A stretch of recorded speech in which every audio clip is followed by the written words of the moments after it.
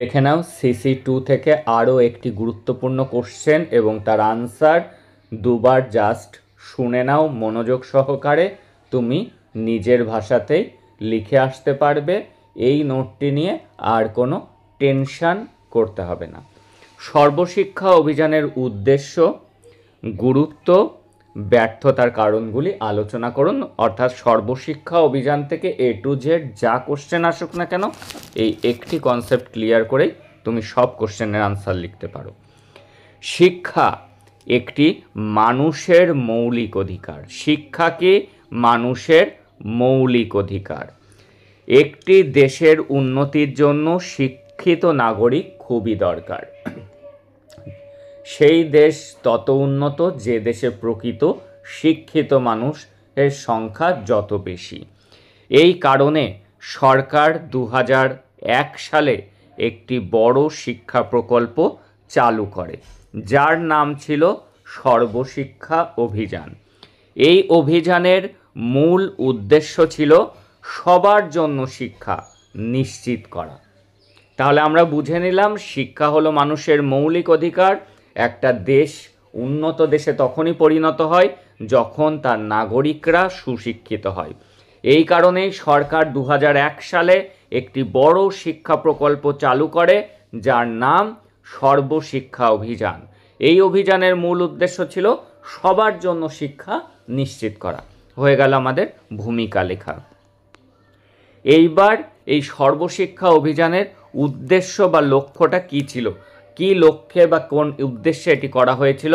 সর্বশিক্ষা অভিযানের প্রধান লক্ষ্য, যদি প্রশ্নে উদ্দেশ্য থাকে তখন লিখবে সর্বশিক্ষা অভিযানের প্রধান উদ্দেশ্যগুলি ছিল: 1. সবার জন্য প্রাথমিক শিক্ষা নিশ্চিত করা। এটি ছিল মূল লক্ষ্য। 6 থেকে 14 বছর বয়সী প্রত্যেক শিশু বিদ্যালয়ে যায়, এটি নিশ্চিত করা। সবার জন্য শিক্ষা অর্থাৎ 6 থেকে 14 বছর শিশুদের শিক্ষার বাধ্যতামূলক করা হয় এই সর্বশিক্ষা অভিযানের মধ্যে দিয়ে। মেয়েদের শিক্ষার প্রসার, এটি সাবহেডিং করবে।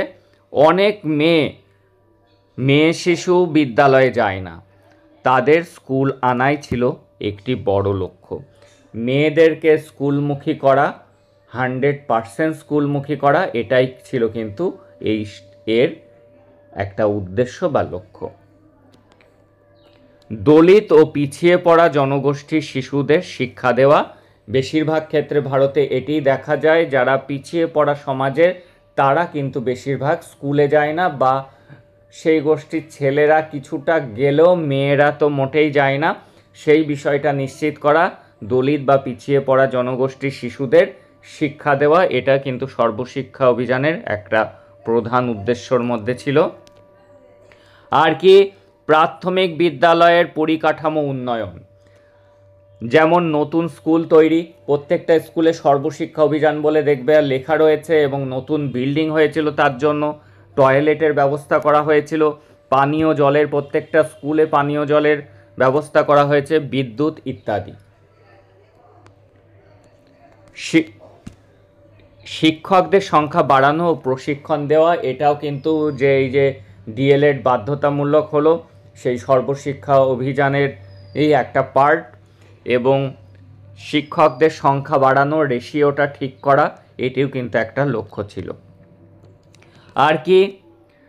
শিক্ষার মান উন্নয়ন করা, শুধু ভর্তি নয়, ভালো পড়াশুনো নিশ্চিত করাও ছিল এই সর্বশিক্ষা অভিযানের একটি লক্ষ্য বা উদ্দেশ্য। তাহলে এবার আমরা লক্ষ্য উদ্দেশ্য বুঝে গেলাম। এবার হলো গুরুত্ব বা ভূমিকা। যদি আসে সর্বশিক্ষা অভিযানের ভূমিকা বা গুরুত্ব লেখো, একই বিষয়। দেখো, সর্বশিক্ষা অভিযান ভারতের শিক্ষাক্ষেত্রে একটি বড় পদক্ষেপ। এর মাধ্যমে কোটি কোটি শিশু বিদ্যালয়ে ভর্তি হয়েছে। এই সর্বশিক্ষা মিশনের জন্য 2001 সালের আগে যে পরিমাণ শিশু স্কুলে আসতো তার থেকে কিন্তু অনেক বেশি পরিমাণ শিশু এখন কিন্তু স্কুলে আসে। সেই রেটটা কিন্তু অনেকটা বেড়েছে এই সর্বশিক্ষা অভিযানের ফলেই। এটাই কিন্তু সর্বশিক্ষা অভিযানের একটা গুরুত্ব বা ভূমিকা। অনেক গ্রামে নতুন স্কুলও নির্মাণ হয়েছিল সর্বশিক্ষা অভিযানের জন্য, যেখানে প্রত্যন্ত অঞ্চলে স্কুল ছিল না, সেখানে কিন্তু স্কুলও স্থাপন করেছিল সরকার। গরিব ও পিছিয়ে পড়া শ্রেণীর ছেলেমেয়েরা শিক্ষা পেয়েছে সেই সব স্কুলগুলোতে। সরকারের তরফে মিড ডে মিল অর্থাৎ মধ্যাহ্ন ভোজন, যেটি এখনও চালু হয়েছে, যাতে শিশুরা স্কুলে আসতে আগ্রহী হয়। অনেক স্কুল এলাকা রয়েছে যেখানে শিশুরা পেট ভরে খেতে পায় না, তারা স্কুলমুখী হয়েছিল কারণ তারা দুপুরে পেট ভরে পুষ্টিকর খাবার পাচ্ছিল, সেই জন্য সেটিও কিন্তু একটা বড় ভূমিকা ছিল।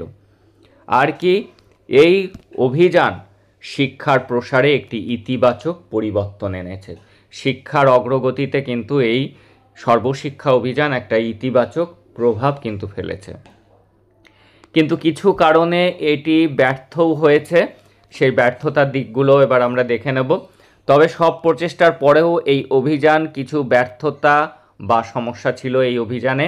যেমন এক, শিক্ষার মান খুব একটা ভালো হয়নি, যেটা সরকার চেয়েছিল ততটা ভালো কিন্তু করা যায়নি। শুধু ছাত্রছাত্রী ভর্তি করলেই চলবে না, কিন্তু অনেক জায়গায় ভালোভাবে পড়ানো হয়নি। মানে ছাত্রছাত্রী ভর্তি হয়েছে, স্কুলমুখী হয়েছে, কিন্তু সেই পড়ানোর মান উন্নয়ন অনেক এলাকাতে বা অনেক বিদ্যালয়ে হয়নি, এটা কিন্তু ব্যর্থতার একটি দিক। সাবহেডিং করবে কি, শিক্ষকদের অভাব ও অনুপস্থিতি। যে হারে শিক্ষক বাড়ার কথা ছিল স্কুলগুলোতে, সেই রেশিও মেনটেন হয়নি, এবং অনেক স্কুলে দেখা যেত একটা সময় স্কুল মানে অনুপস্থিত থাকতো টিচাররা, এটিও কিন্তু একটা ব্যর্থতার কারণ, শিক্ষকদের অভাব ও অনুপস্থিতি। কিছু স্কুলে পর্যাপ্ত শিক্ষক ছিল না, কোথাও শিক্ষকরা নিয়মিত স্কুলে আসতেন না।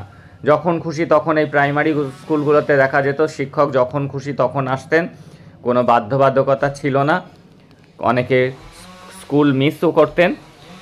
বাচ্চাদের স্কুল ছেড়ে যাওয়া অর্থাৎ স্কুল ছুট, বাচ্চা সংখ্যা বৃদ্ধি। অনেক শিশু মাঝপথে পড়াশুনো ছেড়ে কাজ করতে বাধ্য হয়, বিশেষ করে দরিদ্র পরিবারের শিশুরা।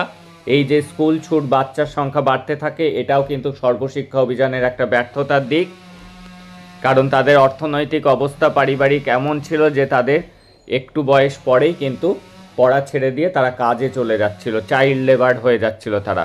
পরিকাঠামোর অভাব, অনেক স্কুলে ঠিকমতো বসার জায়গা, আলো, টয়লেট, পানীয় জল ছিল না।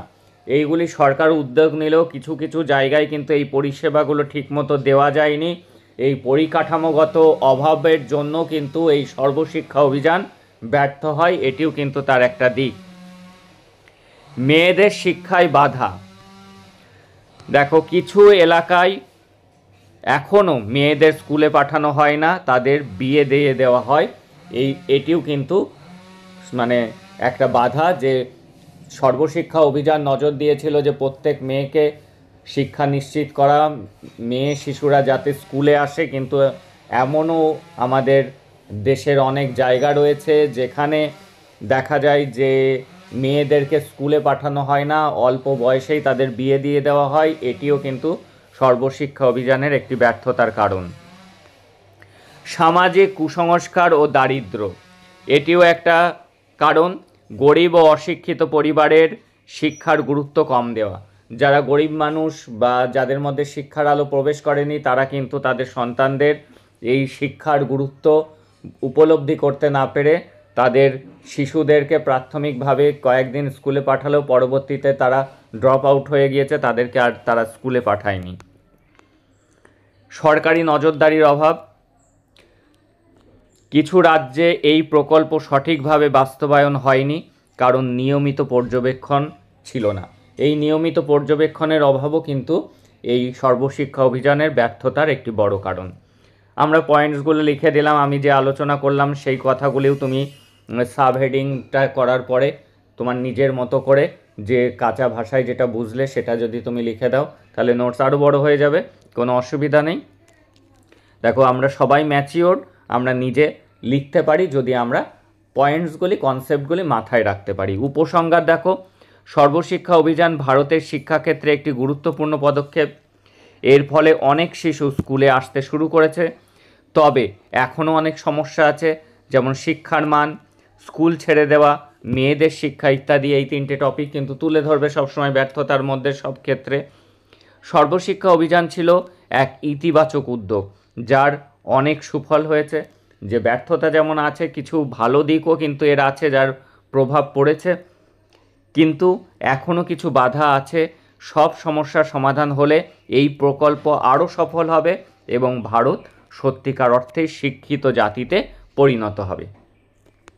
আর তার সাথে এইটুকু আমরা জুড়ে দেব, এই সমস্যাগুলি দূর করার জন্য সরকার, সমাজ ও পরিবারের সবাইকে একসাথে কাজ করতে হবে। কেবলমাত্র সরকারের দায়বদ্ধতা না, এখানে সমাজের যারা শিক্ষিত লোকজন আছে তাদেরকে বোঝাতে হবে, বাকিদেরকে, এবং পরিবারের লোকজনকেও কিন্তু শিক্ষার গুরুত্বটা বুঝে তাদের সন্তান সন্ততিদেরকে স্কুলে পাঠাতে হবে। এবং সবাই যদি, সরকার, সমাজ এবং পরিবার সবাই যদি একসাথে কাজ করে, তবেই কিন্তু প্রকৃত অর্থে সর্বশিক্ষা অভিযান সফল হবে। তবেই প্রকৃত অর্থে সবার জন্য শিক্ষা বাস্তব হবে। জাস্ট এই লিখে আসবা, 7 মার্কস আসুক, 16 মার্কস আসুক, নিশ্চিন্ত থাকো। আর আমি যে কথাগুলো বললাম সেগুলো এলাবোরেটলি তুমি আরও সাব হেডিংয়ের মধ্যে করে লিখে দিতে পারো। কোনো টেনশন করার কিচ্ছু নেই, একদম সহজ। প্রত্যেকটা ক্লাস যদি দেখে যাও, তোমার লিখতে কোনো টপিকই অসুবিধা হওয়ার কথা নয়। That's all today. দেখা হচ্ছে পরের ক্লাস।